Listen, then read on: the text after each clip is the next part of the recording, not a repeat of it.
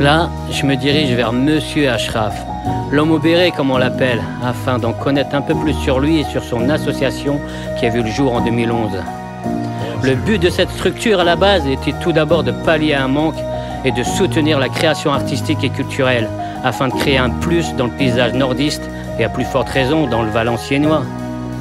C'était surtout d'apporter de l'eau au moulin au rythme de la progression musicale et du mouvement hexagonal sous toutes ses formes artistiques, afin de rester au niveau. Vais-je énumérer toutes les fonctions de cette structure aux champs multiples? Événementiel, accompagnement de jeunes dans leurs projets artistiques, culturels et sociaux, chant, rap, album, clip, concerts, apprentissage scénique, promo radio et toute forme de support le permettant, partenariat, financement, etc. J'en perds mon souffle et mes mots. D'ailleurs, pour ne citer que qui ne connaît pas Jeunes en scène ou l'émission de radio musicaux qui offre une plage horaire qui met en avant tous les artistes mais aussi les têtes d'affiche de Black M, Eclipse, La Fouine, Sultan, Ice MC, TLF, Gizmo, Jarod, Rockin' Squat. Bref, la structure en question est avant tout un service mis en place pour les artistes et la population. D'ailleurs, je vais rencontrer tout le monde. Et si quelque chose cloche, je le saurai.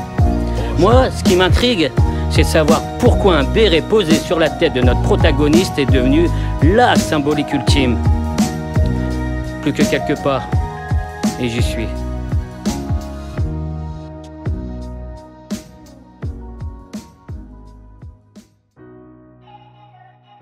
Tu pars sur quelle base pour en arriver à C culturel?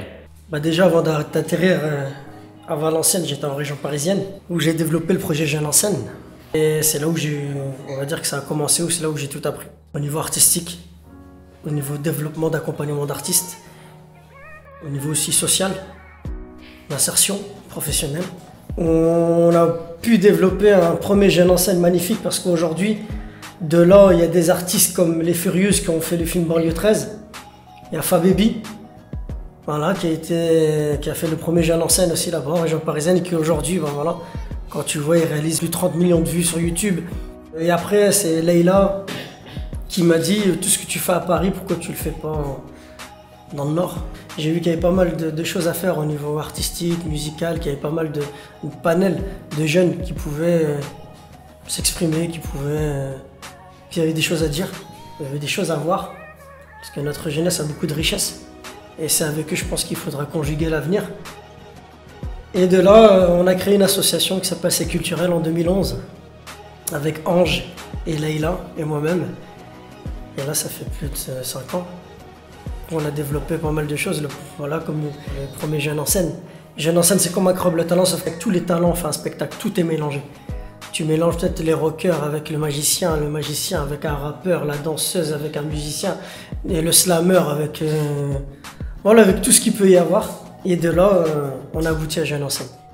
Déjà, l'avantage du premier Jeunes en scène, c'est que déjà, j'ai un panel d'artistes que le jury a choisi.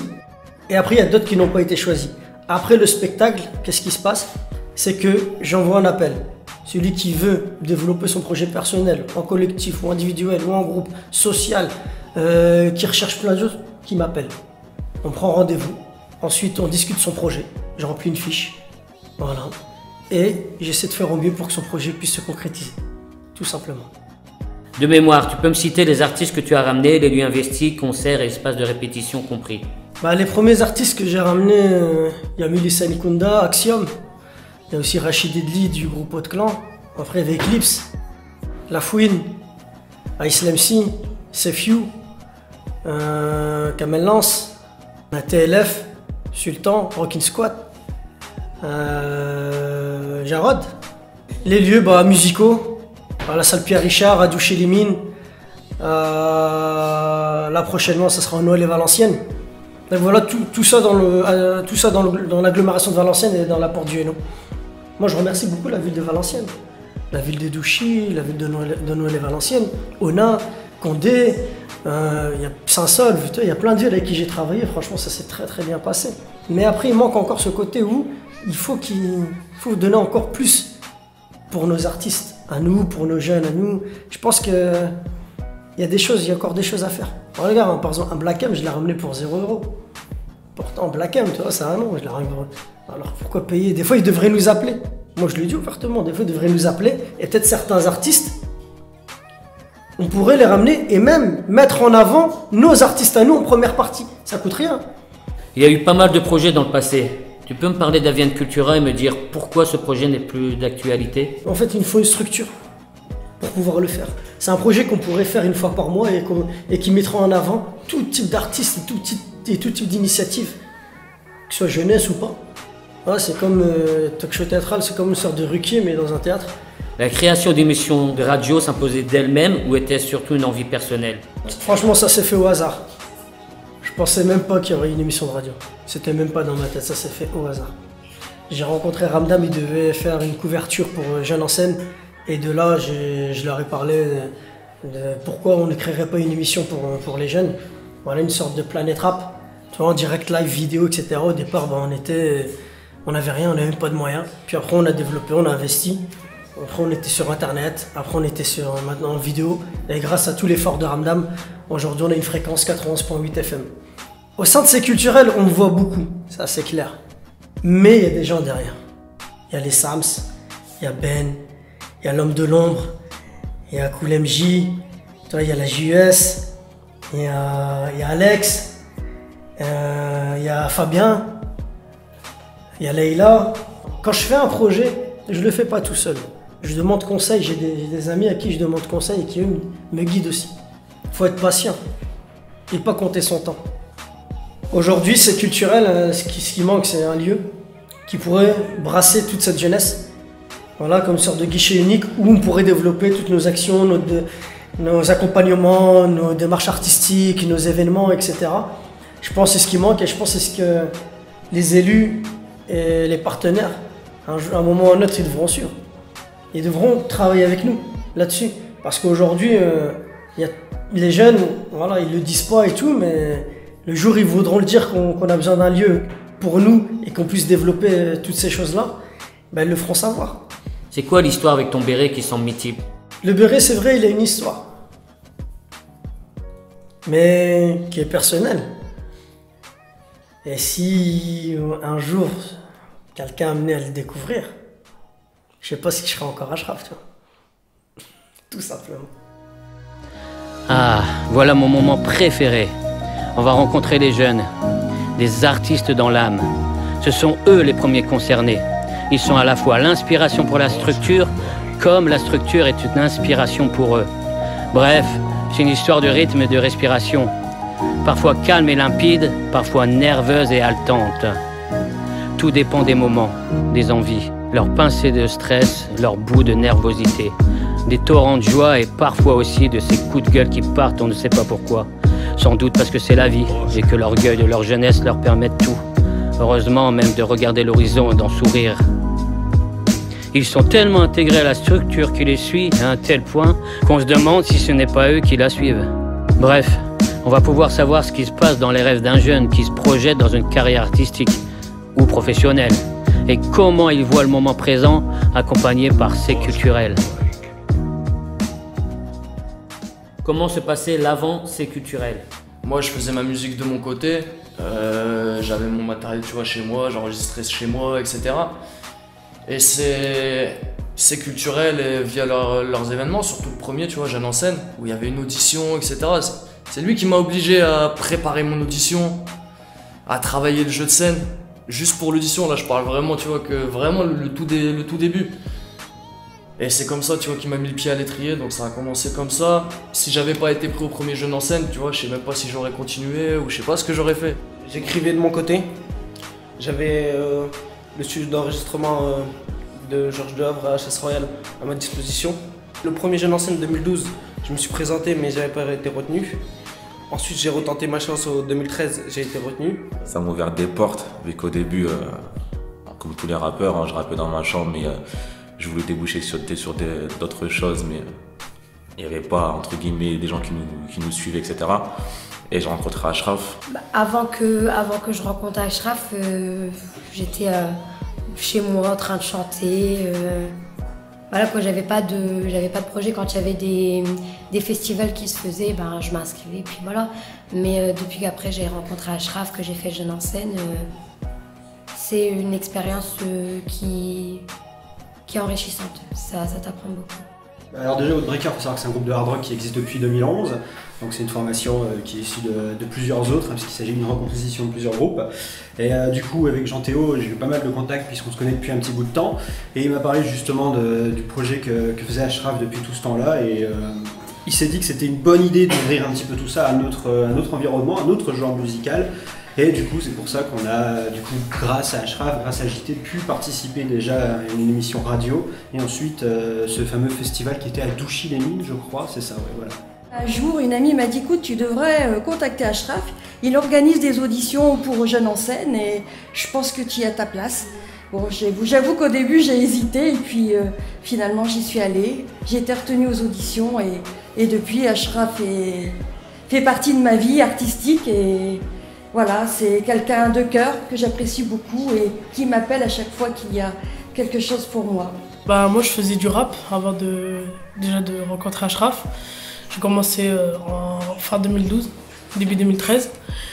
J'ai commencé dans mon quartier, un petit studio au sein du centre socio-culturel Georges Dehoff. Et ensuite, j'ai vu qu'au bout d'un an, j'avançais pas. Alors, j'ai des amis qui m'ont parlé d'Ashraf. J'ai pris contact avec lui. Et on s'est rencontrés, il m'a expliqué, il m'a dit qu'il s'occupait de rappeurs, de l'association qui s'occupait d'artistes en tout genre. Moi je fais partie de l'association Média Jeunesse. J'ai rencontré Ashraf il y a 5 ans, donc il est venu dans mon association. Il m'a regardé travailler, il m'a dit j'aime ta façon de travailler et tout. Est-ce que ça t'intéresse de venir faire une audition pour moi pour Jeunes en scène? Il m'a parlé de son projet et tout. J'ai découvert Ashraf via les réseaux sociaux et j'ai voulu participer à Jeunes en scène pour rendre hommage à mon père via la musique Papa avec Zia, Rabat et K5. J'ai un fort caractère, donc au départ c'était assez difficile, mais après j'ai vu qu'il pouvait m'apporter beaucoup. Qu'est-ce que ça t'a apporté dans ta manière d'aborder les choses? C'est le fait de faire plusieurs scènes, en plus après on ne connaît personne, Ashraf il est toujours là plein de conseils, donc après... Mon écriture, positionnement sur une scène, comment se tenir, tout ça. Il y a une équipe professionnelle en fait, on va dire qu'on n'est pas tout seul. L'association C'est Culturel, elle a apporté beaucoup d'événements, beaucoup d'accompagnement et puis aussi d'avoir une crédibilité au niveau du démarchage des organisateurs de concerts, des studios. Quand tu arrives sous entre guillemets l'emblème d'une association qui t'accompagne. Les premières rencontres déjà c'était avec Mélissa Ngonda lors du premier Jeunes en scène en 2012. Ensuite, il y a eu pas mal de producteurs, notamment Thibaut également, notamment Primacy Record, avec laquelle je travaille en aparté. Moi, j'ai rencontré plein de personnes. J'ai rencontré des personnes qui sont amies avec moi maintenant. Voilà, on rencontre beaucoup de monde. Voilà, c'est Ashraf qui m'a aidé dans les démarches, que ce soit dans les démarches, avec le clap. Même franchement, il y avait beaucoup de choses que je connaissais pas avant. Déjà, les méthodes de travail, elles changent. Parce qu'avant, on venait, on était là, c'était sur place, tout se passait. Là, on n'a pas une minute à perdre en fait, tout se passe, peu importe l'endroit, peu importe le moment, on a toujours à faire en fait. Il y a des photos, des clips, les sons rebossés tout le temps, des journées entières. Et qu'en fait, contrairement à ce qu'on pense, ça prend beaucoup de temps. Moi, j'ai fait pas mal de concours, de concerts aussi. J'ai fait des premières parties, notamment celle de OR. Avec C'est Culturel, j'ai été en stage en tant que chargé de communication. Et voilà, avec Ashraf, j'ai beaucoup appris, ne serait-ce que pour le démarchage des entreprises, comment créer des partenariats, et voilà. Ashraf m'a poussé à faire des initiatives et m'a demandé en fait de ne pas hésiter, de faire comme lui. Ashraf a tendance à tout le temps appeler des artistes, faire bouger les choses et comme on dit, moi j'ai contacté les managers de Gizmo pour savoir s'il y avait possibilité qu'ils viennent à Musico, et via des négociations ça s'est fait. Si t'avances pas dans tes projets, ça sert à rien de l'appeler. Parce que c'est pas lui qui va nous donner la motivation. Donc si nous déjà on prépare pas notre affaire en amont, c'est sûr que lui pourra rien nous apporter. Mais s'il voit que tu es motivé, que tu as envie de faire les choses, il va même être moteur. Ça veut dire qu'il va penser à des choses que toi t'aurais peut-être pas pensé pour toi, et il va dire pourquoi t'essayes pas tel truc, pourquoi t'essayes pas telle chose, et il apporte de nouvelles idées, ce qui fait que sur des choix où parfois t'es hésitant, ou le manque d'expérience fait, tu vois, que je sais pas, je sais que lui il est là derrière, tu vois, pour me donner la réponse ou m'aiguiller. L'ambiance des répétitions, ça se passait généralement comment? C'était assez strict, mais je veux dire, l'ambiance était là. Il y avait des valeurs humanistes, il y avait des rappeurs qui rigolaient avec des rockers, et ça c'est rare, quoi. Au début c'était pas facile. Au début c'est pas facile parce qu'il y avait des rappeurs, des chanteurs, des rockers. Donc voilà, chacun avait son monde. Donc au début on était chacun dans son coin, donc voilà, on voulait pas se mélanger. Et là, Ashraf a serré un petit peu la vis, pendant les répétitions aussi. Donc c'était pas facile. Et après, il y a eu une harmonie entre tous les groupes. Et franchement, on a créé des choses. Et des gens qui disent non, on peut pas mélanger le rock par exemple avec le rap ou le chant avec... ça n'a rien à voir, c'est n'importe quoi. Tout se mélange et tout se fait. D'abord, j'allais dire un apport humain, parce que ça nous avait permis de connaître d'autres personnes qu'on n'aurait pas fréquentées ou qu'on n'aurait pas forcément... avec qui on n'aurait pas discuté, tout ça. On s'enrichit personnellement et on en arrive justement à progresser individuellement et aussi à l'intérieur d'un groupe. C'était bien, mais il savait ce qu'il voulait faire, il savait ce qu'il voulait nous donner, donc du coup écoute, si tu fais pas ça bien, quoi, il faut pas... Voilà quoi, si t'es pas content, tu dégages, quoi. C'est ce qu'il nous a répété tout le temps. T'es en retard, tu prends pas ça au sérieux, tu bouges, quoi. Ça m'a surtout permis d'être avec des gens qui n'étaient pas forcément de mon âge, ni de ma culture, et ça m'a vraiment apporté quelque chose d'important et de fort dans ma vie. C'est des gens qui pour moi aujourd'hui font partie de ma famille, comme je dis, à ma famille artistique. Et puis ça m'a aussi donné envie de chanter à un moment donné dans ma vie. J'ai sorti des singles d'ailleurs, j'ai aussi écrit pour des artistes, d'autres artistes. Je le fais encore aujourd'hui. Et le studio, comment vous le travaillez en amont et sur place? Alors en fait c'est simple, au début il me laisse faire un peu ce que je veux. Et là lui il est plutôt là pour rectifier ce qu'il faut rectifier, nous donner des idées, regarder aussi ce qu'on peut faire pour donner plus de peps par rapport, ne serait-ce que pour les refrains. Il est plus là en tant que conseiller, on va dire. Alors moi sur ce j'ai une idée bien fixe.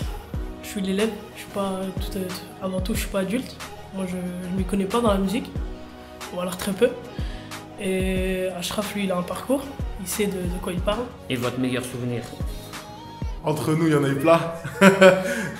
Et en concert je pense que c'était le tout premier qu'on a fait avec l'assaut. C'était C2C. L'un des plus beaux concerts de ma vie, même encore aujourd'hui. Les meilleurs souvenirs pour moi, c'est quand j'avais fait le son pour mon père en live. Là l'émotion a pris le dessus et je sais pas comment l'expliquer, à la fin il y a Ashraf qui m'a pris dans les bras, donc voilà, qui m'a dit peut-être t'as perdu un père mais t'as gagné un frère, et cette phrase là elle est gravée à vie. Moi le souvenir c'est travailler sur un clip. Ça a été franchement, c'était à l'imaginaire à Douchy-les-Mines, ça a été quelque chose pour moi. Pas de langue de bois, comment vous voyez Ashraf? Ashraf, innovant. Alors Ashraf pour moi c'est un rassembleur, un homme de cœur avant tout. On le sent dans tout ce qu'il fait, c'est avant tout l'homme de cœur qui parle. Exigeant quand même. Ouais. Respectueux. Vraiment qu'il définisse, c'est très difficile, j'ai envie de dire charismatique. Professionnel. Il comptait pas ses heures, il y avait des journées entières de répétition, on peut pas faire ça sans passion. Pour moi, c'est un passionné. Il y a un mystère sur le couvre-chef d'Ashraf. Alors Ashraf, c'est bien évidemment l'homme modéré. S'il le retire, il perd toutes les idées. Honnêtement, je sais, mais je suis déjà posé la question, mais solo, mais honnêtement, je sais pas d'où il vient ce genre de béret. Franchement, c'est sa marque de fabrique, donc on peut pas. C'est comme Nike et Adidas. Lui, c'est béret. C'est un mystère et Vaut mieux que ça reste comme ça le mystère. Moi, je sais ce qui se cache. Je le dirai pas. Ouais, lui, c'est une tombe en fait. Moi, je pense que c'est un peu le Geneviève de Fontenay du hip-hop. C'est le gars, il est jamais sans son chapeau. Je peux même pas dire si je sais, parce que il y a des choses qu'on peut pas dire. Même pour ses proches, ça reste un mystère. Pour moi, je dirais que c'est une marque de fabrique. Voilà. Avoir une structure, c'est bien beau. Mais il faut savoir créer des liens et avoir des partenariats adéquats. Savoir ouvrir le dialogue avec tout interlocuteur et s'en servir à bon escient. Tout en sachant donner autant que l'on nous apporte. C'est le b.a.-ba. Permettre une plus grande réciprocité avec les institutionnels, c'est avant tout une affaire de bonne entente où le public sera le plus grand gagnant. Comment ça marche? Quelles sont les ouvertures proposées, les tenants et les aboutissants? Moi-même, je ne le sais pas. Et c'est pourquoi je vais de ce pas poser la question à tous ces partenaires. Eh ben, moi, je m'appelle Romain et je travaille dans une asso d'éducation populaire, ici à Valenciennes, qui s'appelle le STAJ Nord-Artois. Et je travaille pour mettre en place des projets autour de la jeunesse, pour essentiellement susciter l'initiative chez les jeunes et les projets chez les jeunes. On a forcément besoin de jeunes talents sur le territoire et du coup, partenariat indispensable à ce niveau-là. Ados en Action, c'est un appel à projet qui va soutenir les jeunes dans leurs initiatives, dans leurs projets. Que ce soit de façon méthodologique, pédagogique, mais aussi financière. Donc on peut aider les jeunes à réaliser leurs projets. Et avec C'est Culturel, c'était essentiellement des projets de création d'albums. Et voilà, quelle que soit la thématique. Là, avec C'est Culturel, forcément, on était autour de la culture rap, hip-hop et puis culturel. Mais voilà, après, ça va dans tous les sens. Peu importe la thématique, de l'instant où tu es jeune, tu as entre 11 et 17 ans, que tu as un projet, on est là pour t'aider. Financièrement et puis pédagogiquement et méthodologiquement. Donc moi c'est Rémi Tandonnet, je suis donc le responsable du service culturel d'Aulnoy-les-Valenciennes, donc c'est l'espace culturel de l'ENINFEA. Voilà, et c'est la première fois qu'on va travailler avec C'est Culturel cette année. Donc le 27 et 28 mai on accueillera le festival Jeunes en scène. Mettre en place un tremplin Jeunes Talents par exemple, voilà, c'était une idée qui émergeait depuis plusieurs années. Et on cherchait justement des acteurs locaux sur lesquels on pouvait s'appuyer. Qui connaissaient des jeunes de différents horizons, pas forcément que du hip-hop, mais voilà, aussi du rock et de tout style confondu. Et du coup, quand Ashraf a fait appel à nous, on a vu cette opportunité aussi d'enfin pouvoir concrétiser ce projet.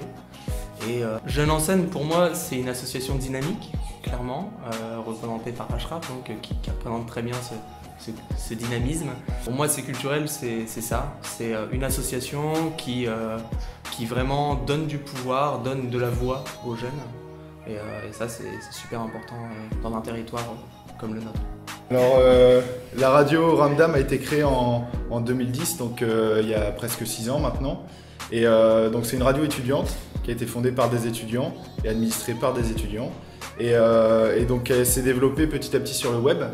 Et nous, notre volonté, c'était aussi de pouvoir créer un lien entre le milieu étudiant et les activités locales, culturelles du Valenciennois. Et du coup, Ashraf a entendu parler de la radio, il est venu nous voir, il nous a présenté son projet d'émissions musicaux.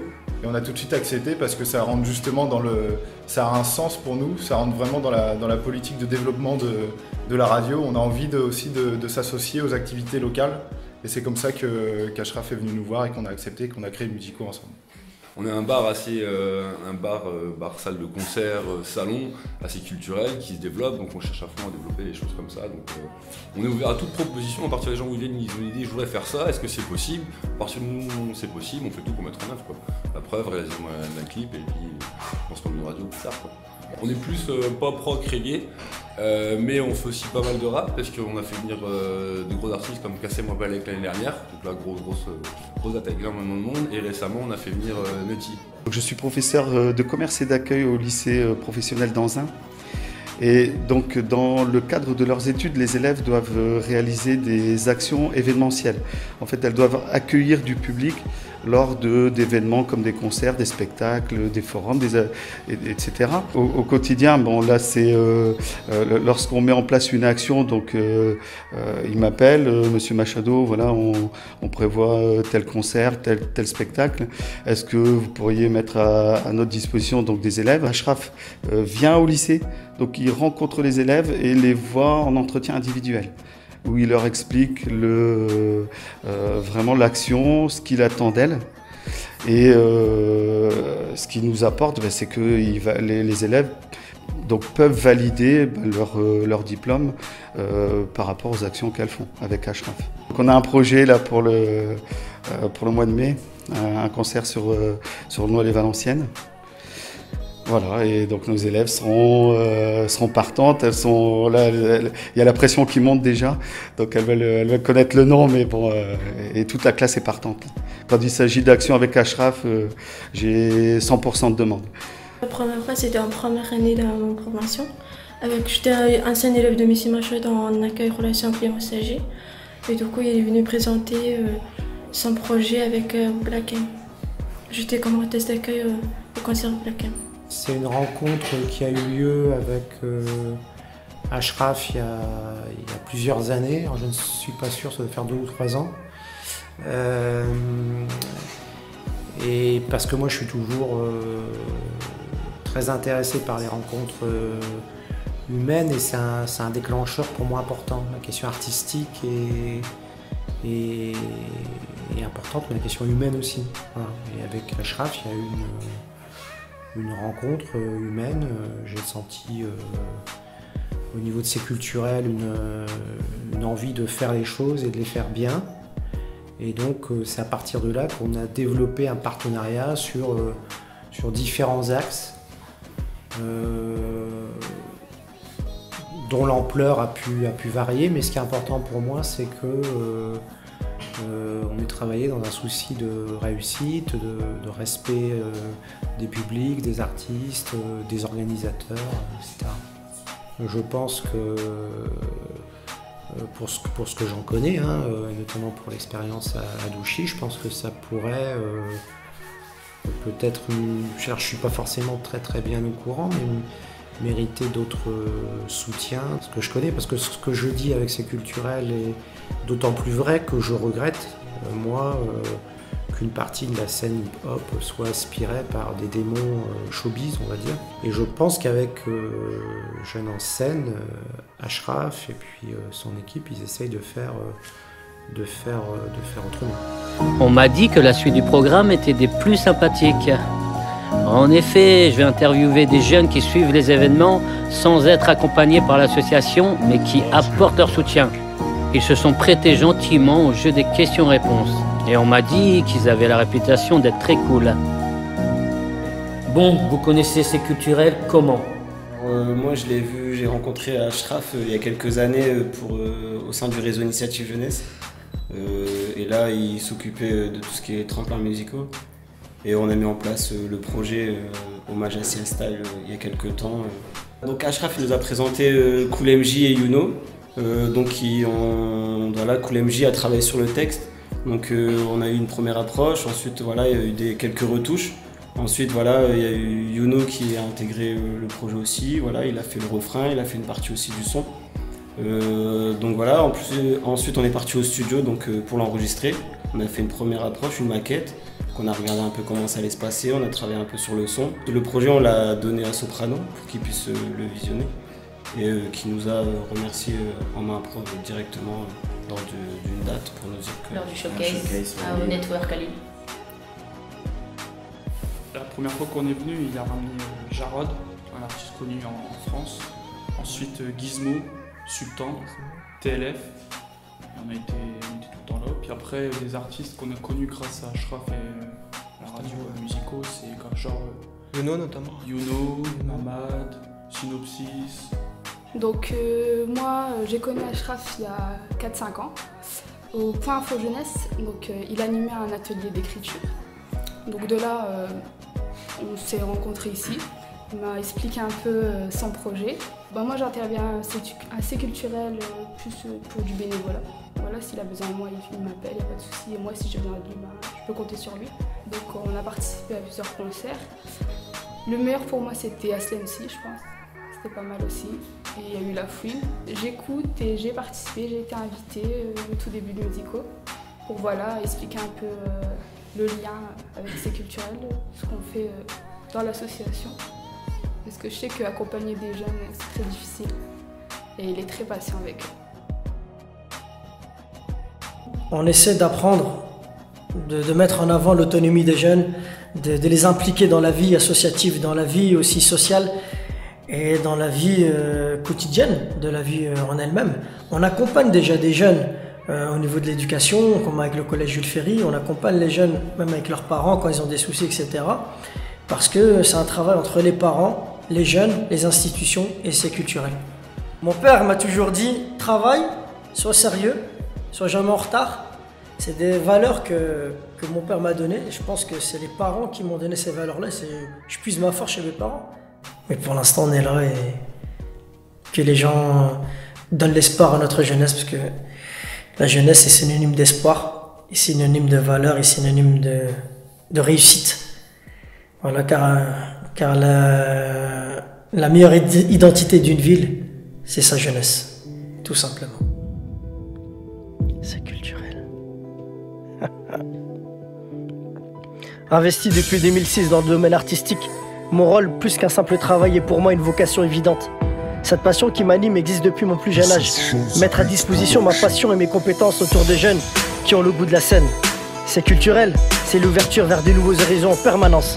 Construire, consolider et fédérer les réseaux en sont les forces vives. Si on a su traverser ces 5 années et perdurer, c'est aussi grâce à ces jeunes qui portent toute leur créativité en laissant une empreinte identitaire, qu'elle soit de leur vécu, des quartiers et de leur diversité. Mon engagement au-delà de les accompagner, c'est des rencontres, des découvertes, sans barrière avec des artistes de renom, sur des scènes locales ou d'ailleurs. Faire grandir les talents, c'est aussi former pour s'épanouir. Qui aurait cru à des spectacles, concerts, festivals, clips, albums, shows, émissions de radio? Seul avec beaucoup de travail et beaucoup de patience, nous avons pu aboutir à ce résultat. Dans la vie, il faut montrer ce que tu vaux. Dans la vie, il faut montrer ce que tu vaux. Dans la vie, il faut montrer ce que tu vaux. Dans la vie, il faut montrer ce que tu vaux. Dans la vie, il faut montrer ce que tu vaux. Dans la vie, il faut montrer ce que tu vaux. Je retiens aussi ces nombreux rendez-vous difficiles à obtenir et ces portes closes, en complète contradiction avec ces discours redondants. Nous sommes là pour l'ensemble de la population. De par mon engagement associatif, je me dois d'en témoigner. Il y a aussi en ma mémoire ceux qui ont ouvert les portes, donné une écoute et contribué à la réussite de ces jeunes artistes. Et je sais que même à distance, ces gens-là, comme dirait Brel, suivaient l'activité de C'est Culturel. Pourtant, vous le savez, nous le savons aussi, il y a des moyens financiers ainsi que des infrastructures en capacité de nous accueillir. 2016 s'annonce avec de nouveaux projets. Je me dois de ne pas oublier les étapes, les parcours, souvent parsemés d'embûches. Car constat fait, la jeunesse d'aujourd'hui avec toutes ses richesses reste malgré tout mise de côté dans la sphère de la culture. Dans la vie, il faut montrer ce que tu vaux. Dans la vie, il faut montrer ce que tu vaux. Dans la vie, il faut montrer ce que tu vaux. Dans la vie, il faut montrer ce que tu vaux. Dans la vie, il faut montrer ce que tu vaux. Dans la vie, il faut montrer ce que tu vaux. Pour l'avenir, je n'ai qu'un seul mot à dire. Le cube. Car l'histoire ne fait que commencer. Tant qu'il y aura des jeunes qui souhaitent s'exprimer, il y aura toujours des idées et des choses à voir et à entendre, des générations nouvelles. Et il n'y a pas de création artistique sans éducation artistique. Voilà pourquoi la jeunesse est une mosaïque à mes yeux. Merci. Dans la vie, il faut montrer ce que tu vaux. Dans la vie, il faut montrer ce que tu vaux. Dans la vie, il faut montrer ce que tu vaux. Dans la vie, il faut montrer ce que tu vaux. Dans la vie, il faut montrer ce que tu vaux. Dans la vie, il faut montrer ce que tu vaux.